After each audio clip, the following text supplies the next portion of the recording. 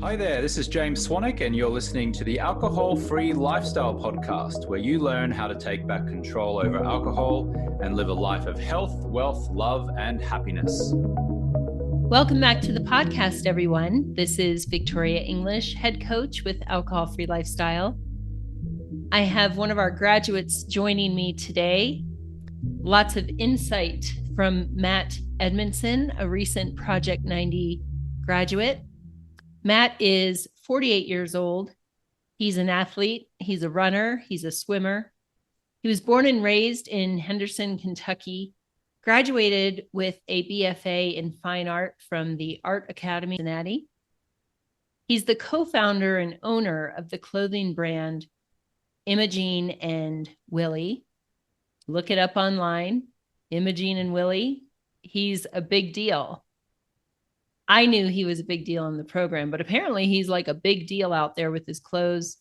My son is a particularly big fan of his products. He's an artist, a clothing designer, an entrepreneur, a husband. He's been married for 17 years to his wife, Carrie, and a father to Sally, who I have had the pleasure to meet on video. She is as darling as you could ever imagine. I think Matt is a fascinating person for many, many reasons.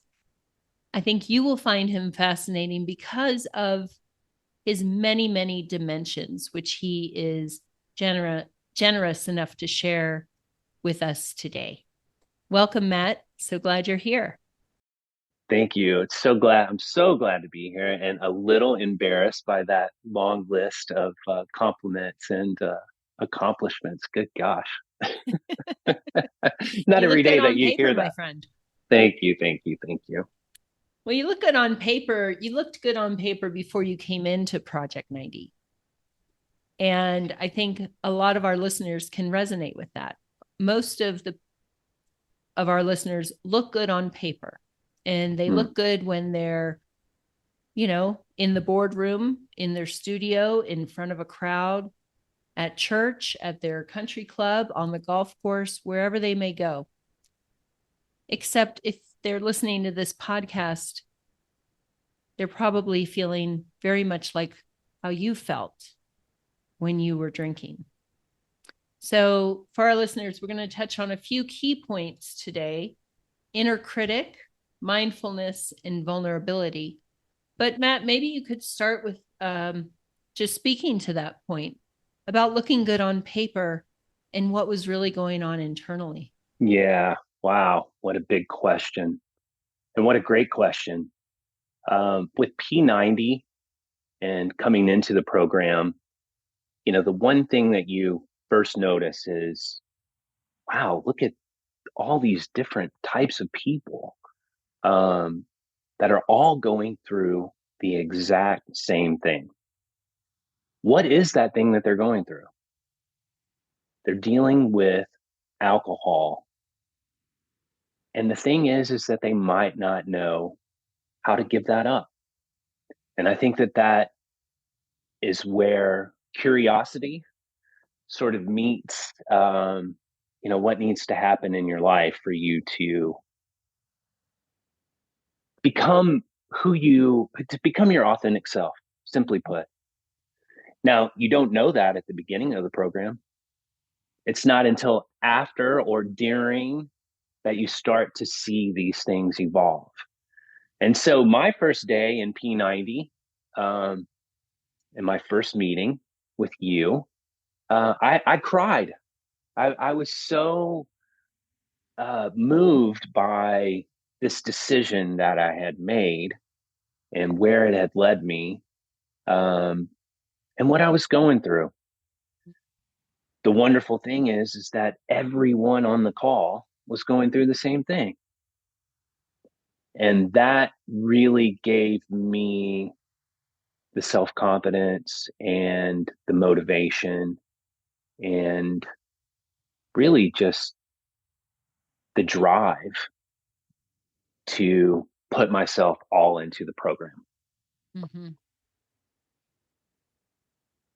So, I know the board members and I know the creatives and I know really all types of people. My job and both being on a business side and a creative side has definitely introduced me to all types of people, all kinds of people. And if you are here today and you are listening, I'm here to tell you that there is major, major hope for an alcohol-free life moving forward. Mm. That's an important word, hope. It We really work is. with people in their typically late 30s, 40s, 50s, sometimes into their 60s. And it can begin to feel hopeless when we're drinking. And again, even if things look good on the outside, we know that the edges are fraying. We know deep down it's not sustainable. And being highly intelligent, successful people, we're pretty sure we can figure it out, outsmart it, strategize something. And so I know from coaching you that was your experience. What did it feel like to have hope again? Oh, I was I made this joke a lot, and it really isn't a joke, but I was a private detective into people's drinking habits. Mm. I wanted to know where I stood in this whole, gamut of drinking. Someone who at a super young age, I was introduced to alcohol as sort of, the fun, hey, this is great teenager. But I wasn't very into it. It wasn't whatever. And then I went to college and I got a job at a bar, and then it became such a big part of your life. And so that lasted for so long. And then, I carried those habits over to when I didn't work at a bar. And that's that's that early introduction and those habits that sort of stick around and play a big part into, Mm-hmm. this lifestyle. Um, so so long, you do this for so long, the hope part, it, it's non-existent. You can't even see it. It's not, it's not something that you fully understand until things start to change in your mind. And really what I ultimately want to say is that having hope again and understanding that letting alcohol go out of your life has created so much more in terms of how I view life, how I see myself, where I sort of play into, um, the dream that you sort of have about what a life looks like. Or, when you see the Joneses and you see, you think to yourself, oh man, I really want that. And now for me, the hope is so prominent that I don't even know where to start. I'm so excited about so many little different things that I don't even know where to start. And so I remember you telling me in the program, you're like, I mentioned a diet just because I had known, and not the type of diet that you do to you lose weight, but rather eating clean, for instance. And I remember I had done that one time and I felt amazing. I felt so unbelievable. And I remember you going, pump the brakes. Whoa, slow down. Let's focus on the alcohol part first. And then we can start talking. But, that excitement and because the possibilities, they come alive. Mm-hmm. And a lot of things were dead before. A lot of emotions were dead emotions. We can get into talking about the numbing and just, the idea that alcohol was a medication that was actually making me more sick. And so hope starts to it starts to come out like, a spring flower. It's really how it boils down. It just pops up. And, you know, there's so many, I get lost in how much hope there is. Yeah. The possibilities are endless. And, you mentioned that you cried on your first call, and it's not uncommon for us to have some tears in our meetings. It's also not uncommon to witness people experiencing their first belly laugh in a while. And I have found that without alcohol in my life, there was definitely a period of lots of tears from feeling the things that I'd been numbing. But there were even more tears of just awe and joy because I'd been numbing everything good as well. And so that's right. Our members will cry over looking at the stars, seeing those spring flowers bloom. It really is amazing. And it's overwhelming in a beautiful way. And I think that's a nice change from the overwhelming heaviness and darkness and dread that accompanies our drinking. So we mentioned inner critic, and whether you are in an intimate relationship or single, when you're in the cycle of drinking, you wake up with that special someone called your inner critic. And we don't look too good in the morning after a night of drinking. And boy, that inner critic is ugly. It is ugly. Yeah. And they seem, our inner critics as drinkers, it's like they get together at the inner critic convention and they have the same script. And so I don't want to dwell on what it was like too much, but I know our listeners will feel probably less alone by hearing a little bit about what it was like waking up with that inner critic most mornings and what it's like now. So can you share that? Yeah. My inner critic, first and foremost, is a total asshole. I never got around to naming him per se, but definitely, yeah, he was mean. He was very mean. He was not only mean to me, but sometimes he was mean to other people. And not being kind to yourself. One thing that we learn in P90 is if somebody was going through a hard time, you would never in a million years say something that would be upsetting to them. You might be truthful in what you're saying if you know that person well, but you're not going to be like, "Hey, get it together, buddy. You suck at this. You're. We would never talk to someone that way. So why do we talk to ourselves that way? I come from the side of, I've always had confidence in what I was doing, and I knew that I could do the best job I possibly could do. And when it came to competing, I wanted to do better than everyone else. So those things are just sort of built into your personality. But it was the, looking around and telling yourself, well, I'm not going to drink tonight. And then as, 5 o'clock got closer and closer and closer, well, and that inner critic can be your best friend too. He can help you get right on into the bad habits that are very much lurking.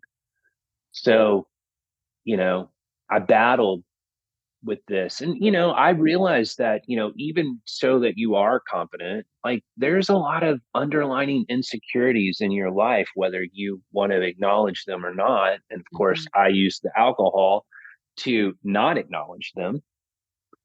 But I'm insecure, and I would come up with crazy things after a few drinks. I would talk myself into thinking someone was mad at me about something that didn't even happen. I would imagine things that didn't even happen. Now, I will say, as an artist, I have a I'm very imaginative, so I can dream up things creatively very well. So I have no problem doing that. But you know, the anxiety that I felt and all of the things that the inner critic sort of continues to poke at, uh, carried over to when I wasn't drinking during the day. So, for instance, my drinking habits were a 5 to 9 p.m. type of thing, but I could get a lot done in from 5 to 9. And I come up and dream up all kinds of things. And yeah, so, now with a clear mind, um, the inner critic is still there, but he knows now that he can't just say anything to me and I will run with it. And that is truly an amazing thing, because I'm able to deal with that now. I'm able to rationally look at the situation and not let my insecurities run off, so. For sure. I think one of our program teachings that I noticed you especially took to heart was separating your authentic self from the person that you would become under the influence of alcohol. And that's something that resonates for our members. It certainly did with me when I was overcoming my drinking issue, is to remember understanding what this substance is, what it does to us, why we think and behave and say the things when we're under the influence, and reminding ourselves, learning, collecting new relevant data that in fact, that's not who we are. That was us under the influence of a drug that is expected to be used. And that, the further away you get from that last drink, the more you remember who you actually are. And so when the inner critic comes with its old tired playbook, you can listen and say, I understand where that's coming from. But looking at current data, you don't have a leg to stand on, buddy. Yeah, exactly. There's a thing about, when you are under the influence of alcohol, that, it's not that you don't recognize, like, for instance, the dangers of getting in a car, or that you don't recognize that, mouthing off or saying something that you shouldn't say is stupid and that you should keep your mouth shut. What alcohol does is takes away the ability to care. You just don't care. You just don't care. And, we talk about it so much that it almost kind of becomes a subsidiary point, if you will. But, at the end of the day, it's poison. You're poisoning your body.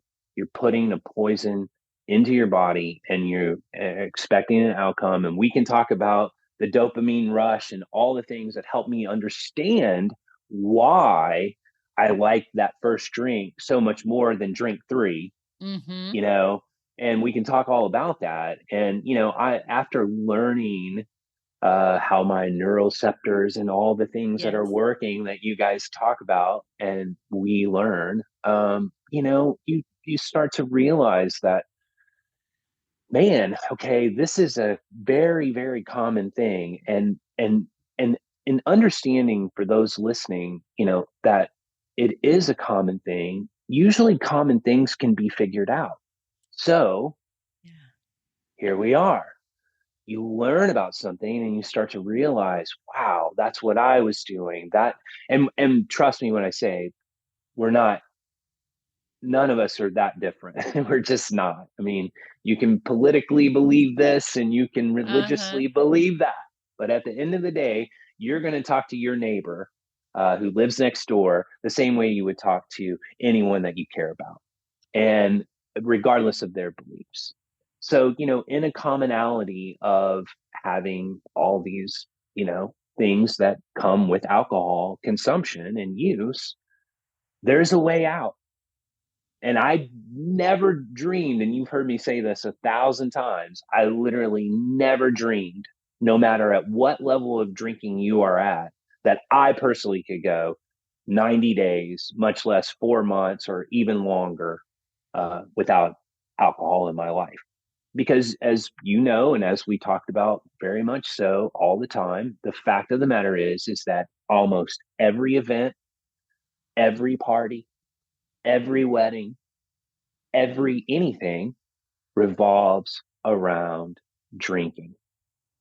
So, a lot of people come into the program and they're nervous about that because their jobs have so much to do with, drinks at lunch. I have to take this client out and what am I going to do? But you know what I realized in all of that, and even the experiences, and I'm sure we're going to talk about Marco Polo, but the experiences that each member brings to the group, you realize more and more so that no one cares about what you're doing. They have no care whatsoever, Mm-hmm. if you're drinking or not. Now, it might spark a conversation. It might, but at the end of the day, no one will even notice. Probably, chances are, they won't even notice. And that's the thing with this program, and why I'm so thankful for it, is that you get this collective of experiences all dropped into one thing where you can sort of navigate through it all. And that really gets back to our initial conversation about hope, Mm-hmm. because that really is what provides the hope to have an alcohol-free lifestyle. A lot of people at the end of the program sort of ask themselves, like, what am I going to do now? What am I going to do now? What am I going to do after 90 days? But as day 80 and 85 start creeping in, the answer is usually the exact same. Well, I'm not going to stop. I Right. feel amazing. Why would I stop and go back to drinking when I know the outcome there? I know Mm-hmm. what lies down that road. And so it's amazing to sort of see the epiphanies that we all sort of have. For those who are on the fence at day 45 and Mm-hmm. those who are completely over the fence at day 90, they're like, I'm not going back to that shit. You know what I mean? Right. So it's really amazing, and to watch the transformations are incredible. Oh, yeah. And you get to see it, every day. I get to see it within this time, Mm-hmm. stamp of life, but you get to see Oh, it every day. So, most rewarding job I could ever imagine. Yeah. So insightful. Thank you. I know that mindfulness is important to you. I'm sure it's lent itself to many facets of your life.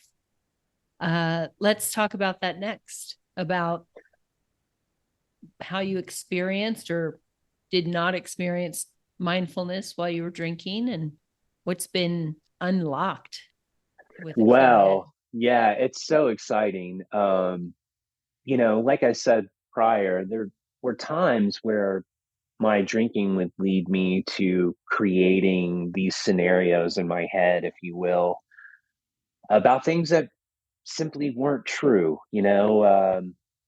How somebody reacted, never really paying any mind to maybe what they were going through, and Mm-hmm. taking a very small situation and making it something bigger. And, um, you know, that now that has subsided, I don't want to say that it's completely gone, but what I did, like I said earlier, the inner critic is not there to light that fire, to keep it burning and throw more kindle on the wood or on the fire, if you will. But mindfulness, I knew that I wanted to quit drinking when I came into the program. Obviously, your listeners and people that have been through the program all pretty much have some reason as to why 90 days is an acceptable amount of time to sort of sort through things, if you will.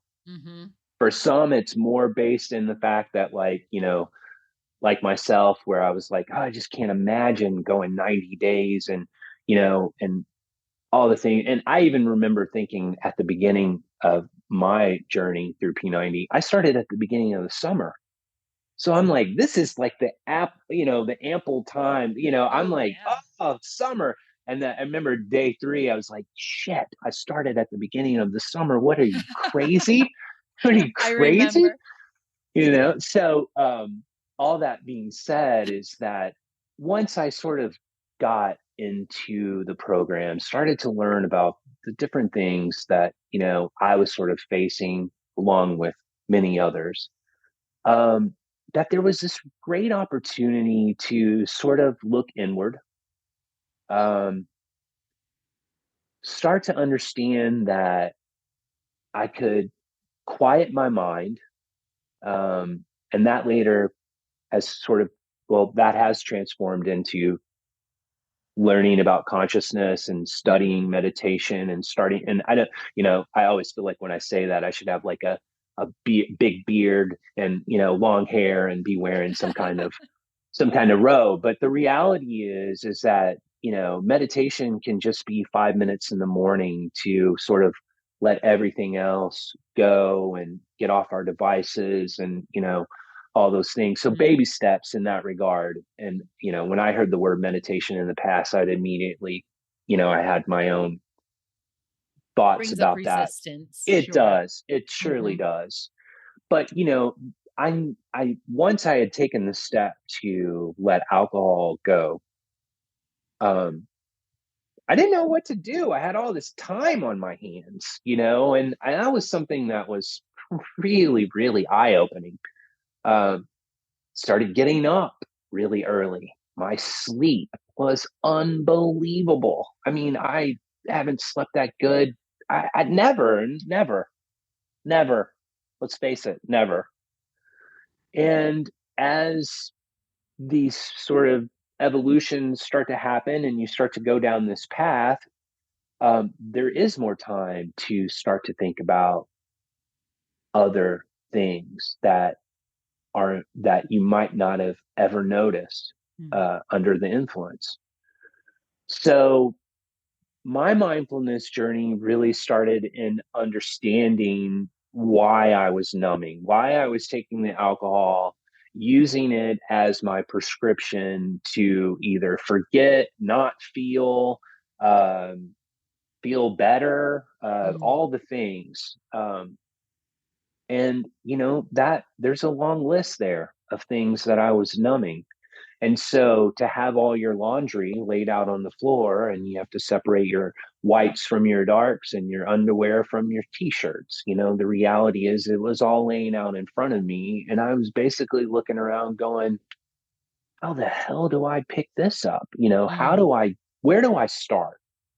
So starting was just not drinking, letting that go. That was the start. And to be honest with you, it really is the finish as well, because introducing that back into your life not only would be absolutely asinine and crazy, but it really is sort of how would you say this? It's sort of the lack of it is sort of the fuel to pick up all the other things that are happening in your life. And don't forget, you're not feeling those things, so therefore you don't really even know that they're there.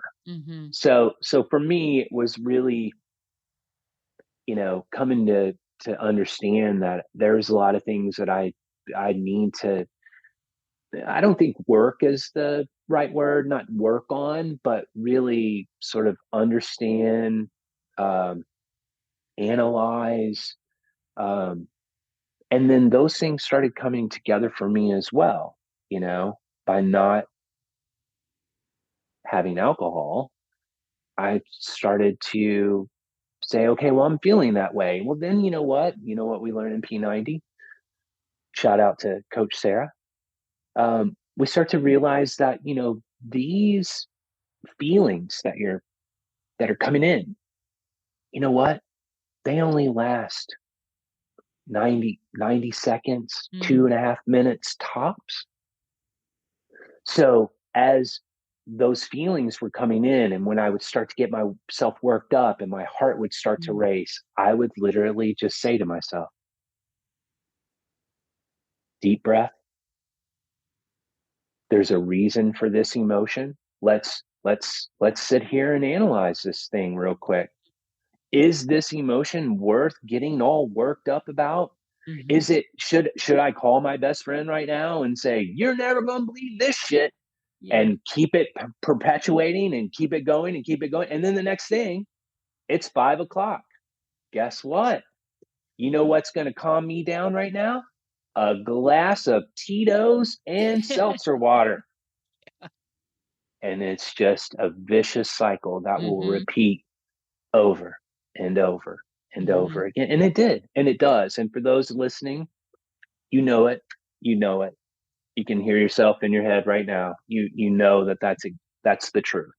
But, learning to deal, to address the inner critic, and then to know that mindfulness, and that you literally can reset this emotion, that you literally can let it go. It can literally, just as fast as it comes into you, it can leave. Now, I'm no guru. I'm no, I don't have the beard anymore. And, my hair's not down here, and I'm not wearing pearls, and, But you could. You could. You definitely could. We're open to it. That's right. That's right. But, I realized that, taking a break and realizing that what I was ingesting, not only mentally, and physically, were causing me great, great pain. Yes. And it just feels so rewarding to know that, those things can go away. And those are the things that we learn about. Those are the things that we learn about in P90. And again, I can't say how thankful I am for you and Coach Sarah and for James and the program that you all have created, and where it potentially can lead you to finding your authentic self. Yeah. It's a great way to live. And I love what you said about the emotions. One thing that we talk about in our program is, instead of pushing or trying to thwart an emotion that you deem to be bad or negative, stay curious. You've said the word curious several times, Matt, and ask, why are you here? What am I meant to learn from you? And then thank it and send it on its way. Yeah, thoughts pop into your mind, and through meditation, I've sort of learned to. I have a hard time sitting still. So, any more than 10 minutes, I'm blah, but the necessity, the feeling that it's a necessity, rather, to constantly be entertaining ourselves, to constantly having something in front of us. And, this time in life, I make the joke often that if you told me as a 10-year-old that I could have any video game, any movie, any entertaining thing on a little device that's 5.5 inches or whatever the dimensions of an iPhone are, right in front of me, I would have said, give it to me now. I want it now. It's like a genie in a bottle of entertainment, and, not to say whether that's right or wrong, but, as people, we need to calm down. We, 3 100,000 years of evolution have not led us to constantly being entertained to the point where we no longer can, see out any further than our, vision. So the reality is that the mindfulness aspect of all that is sort of the idea that when these different things arise in your life, that even a meditation can happen in the middle of the day at 1 p.m. after lunch of a conversation that you're having, to understand that, these emotions and things that are coming in can leave as fast as they came in. And I might be repeating myself in saying that, but what a revelation to know that you don't have to hang on to these things, and that's the ultimately that's what I can say about alcohol. I held on to it. It was my, what, I can't let that go. That's my medication. That's my comfort. That's all of those things. So, letting go, only to gain so much more. Isn't it amazing? Letting go. It is.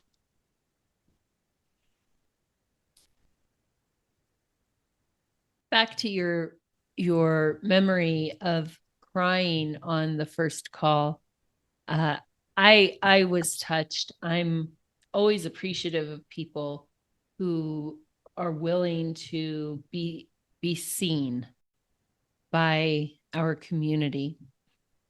And it's not a requirement for our listeners that you cry on the calls, but often when we're stuck in the cycle of drinking, we are trapped on many levels. And one of those is with our emotions and staying in that darkness and hopelessness.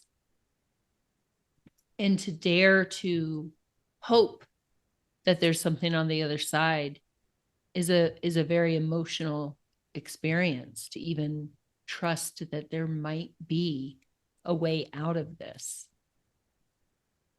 And a component of our program that some people readily lean into and others can find a bit of resistance against is the V word, as I call it, vulnerability. I'm always, as I said, always appreciative when people trust me, Sarah, James, trust the community to be seen. But can you speak to vulnerability? Well, I'm still very much so a novice at this. And as a man, I feel that we're conditioned, don't cry. Why are you crying? That's, you toughen up, punch on the shoulder, all the things that sort of go along with, realizing that, there's other, ultimately is that response maybe is, a dad trying to toughen his son up because he knows there's so much more to take care of in life. And maybe you have to, I don't know what but why are, we're like that. Men are we're just sort of wired that way and conditioned very much so that way as well.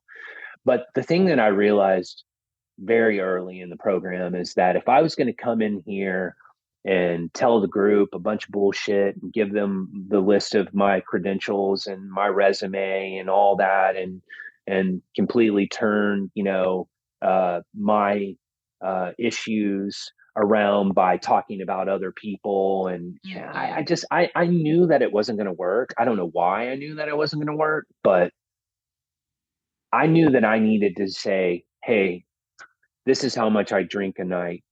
Hey, this is what's causing me to drink. Hey, these are the X, Y, and Z's of, how bad I hurt inside due to, this. And then I just knew that, like anything in my life personally, I mean, I attack it the way, I want to get the most bang for my buck, the most. Yes. I want to, when I go out for a run, my thought is not, how little I'm going to go or how little effort I'm going to apply. It's how long are you going? Are you running for an hour and a half? Or do we need to take nutrition to successfully, Yes. and all those things, that go along with that. But so I came into the group the same way. I wanted to like put it all out on the table, and and lay it all out there. And I didn't know what that was called. I didn't know that that was being vulnerable. Mm-hmm. um but then the responses came back from a post that I posted about basically waking up one morning and being very angry at the woman who raised me, um, being very upset that the decisions and choices that she made have now impacted my life to this regard. And I remember getting on Marco Polo and saying to the group, warning, vulnerability post, here it Yep. comes. And I stuck it all out there. And I said, I realize now that I'm going to need aftercare. I'm going to need to pursue other things in this journey, because what the alcohol was doing was numbing those, relieving me of that, but causing the anxiety, causing the stress, Mm-hmm. causing the lack of sleep, which then led me to spiral out of control in any given moment, any given day. Yep. So, vulnerability, in my viewpoint now, is such a strength. It's such a it comes from such a place of strength to be able to say, you know what? It's not that you don't give a fuck. It's not that you just don't care. It is saying to everyone or anyone that's listening or hearing, or yourself internally, that this is the truth. This is why I am going through what I'm going through.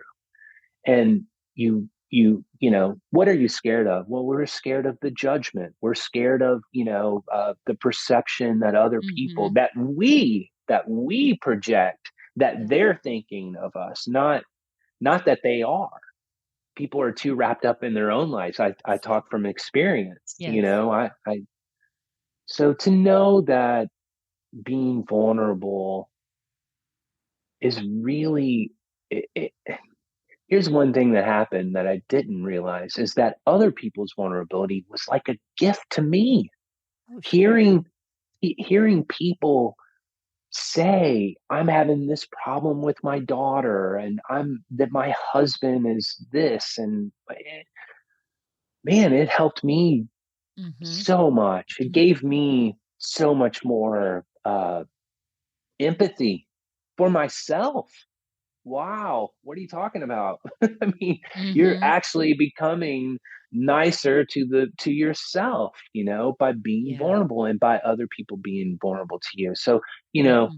like we laughed about, whether you're in the board meeting, or you're a creative, or you're a lawyer, or a doctor, or whatever, we're the ones that project other people's perception onto ourselves. Mm-hmm. No one cares if your jeans are ripped, or you don't have that nice watch, or no one Mm-hmm. gives a shit. They don't care. That's not what it is. And so, back to the point, vulnerability um has really allowed me to, and like I said, I want to preface this for that I'm a novice to vulnerability. I'm a novice to it. But being able to be open, being able to let let my emotions come forward without Mm-hmm. shame, without judgment, have gotten me so much further in the last 4 months than I've ever been able to go in trying to this whole thing called self-care ever in my entire life. Well said. So, well, thank you. That was Well very said. vulnerable of me. Yes. Yes. Well, I'm just one of the joking. I'm reasons totally. that we carefully curate our community is so people can come in and finally exhale and release all of that nonsense that they think defines them, and just be seen and be heard, which is universal amongst humans. We want to be seen and we want to be heard, and we want to know that we are not alone. That's right. So true. Mm-hmm. So true. And I would say, no, go ahead. I'm just glad that our little universe at Project 90 provided that for you. Yeah, it sure did. And I would say to anyone listening, if you're questioning your drinking on any level, and here's the great thing about P90 is just that, these are a lot of really high achieving people who got their shit together. I mean, let's not, I remember seeing, people in the background on Zoom calls, and I'm like, good gosh, that's the most amazing house. And, I'm just like, what? I am not supposed to be here, But my whole point in that is to say that, it doesn't have to be this sort of, I envision, a guy laying in the street in the gutter with mental health issues. It's literally, I was drinking too much, and I literally wanted to stop. It had a hold on me that I just didn't feel comfortable with anymore, and I wanted it gone. But I didn't know how to go about doing that. And that's what the great thing about P90 is that this program guides you through step by step how to attack and address those issues. And that I will forever be grateful for. Thank you, Matt. Thank you, Victoria. Well, after hearing Matt's story, I'm guessing you're moved, because I am. Matt is special, but he is not unlike the other people that you will meet in our community. If many things Matt said resonate with you, let's have a chat. Go to our show notes. You can book a free discovery call, just a 15-minute talk. Talk to me or one of our other amazing coaches. Let's find out. Let's find out if you're a fit, how and if we might be able to help you. I wish what Matt has for everyone listening to this podcast. And Matt, I just want to thank you for being so open and such an advocate for yourself, first and foremost, but also an advocate for others who have not yet found their voice in overcoming this problem. So thank you.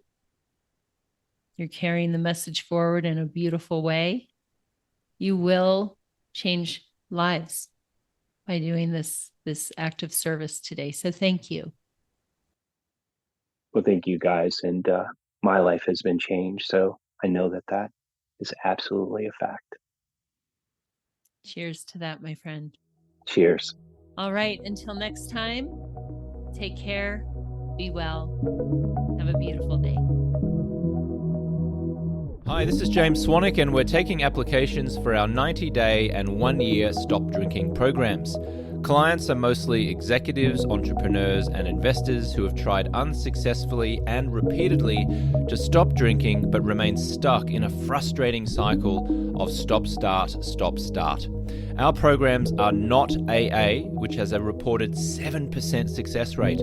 Our programs are not rehab, which has a reported 6% success rate.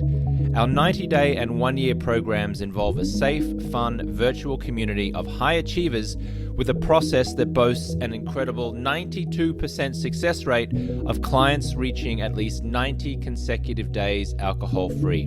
We use the latest neuroscience and personal development processes to help rewire clients' brains around alcohol and minimize its importance in their lives. We will show you how to powerfully socialize with friends, family, and colleagues, what to say and how to say it so people don't mistakenly think that you're an alcoholic or have a problem, and how to eliminate the temptation of returning to constant drinking so you can finally break the stop-start cycle. To ensure client success, Project 90 can only accept 15 new clients each month. Some of those happy clients include John Keltner from California, who said, "I've lost 10 pounds. Susie Vaughn, a real estate broker in Tennessee, who said, "I've generated 20% more leads." Jessica Gaines Jarbo from Kentucky, who says, "I've now got joy, focus, presence, and clarity." And Joe Worley from Michigan, who says, "My wife has the real Joe back." If you're an executive, entrepreneur, or investor who's sick of the stop-start cycle and the damaging effects alcohol has on your health, happiness, and family, and you're ready to regain confidence, become more present with your spouse and children, reduce stress, anxiety, and irritability, sleep better, increase focus and productivity, and feel better quickly, you're invited to apply to become a Project 90 client. Applicants can apply for an introductory interview by visiting alcoholfreelifestyle.com/project90. There's a link in the show notes which you can just click, but that link is alcoholfreelifestyle.com/project90.